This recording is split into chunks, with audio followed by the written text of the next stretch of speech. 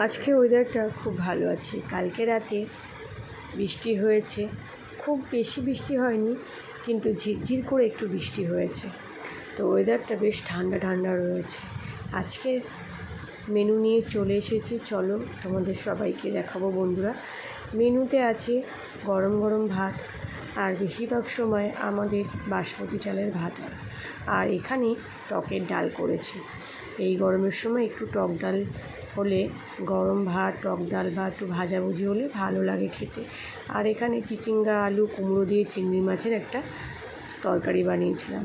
আর চাল কুমড়োর ভাপা বানিয়েছি নারকেল সর্ষে বাটা দিয়ে। তোমরা কি কোনো দিন বানিয়েছো বন্ধুরা? না বানালে তোমরা বাড়িতে বানাতে পারো। যেমন আমি আজকে বানিয়েছি চাল কুমড়োর ভাপা নারকেল দিয়ে, দারুণ লাগে খেতে। তোমরা চাইলে যদি মনে করো রেসিপিটা তোমাদের চাই তো আমাকে জানাতে পারো। আর এখানে করেছিলাম আমি কাতলা মাছের আলু দিয়ে একটু গা মাখা ঝোল, বেশ ভালোই হয়েছিল খেতে। তো তোমাদের সঙ্গে সেটা শেয়ার করলাম। ভিডিওটা ভালো লাগলে লাইক কমেন্ট করো। ভালো থেকো, সুস্থ থেকো।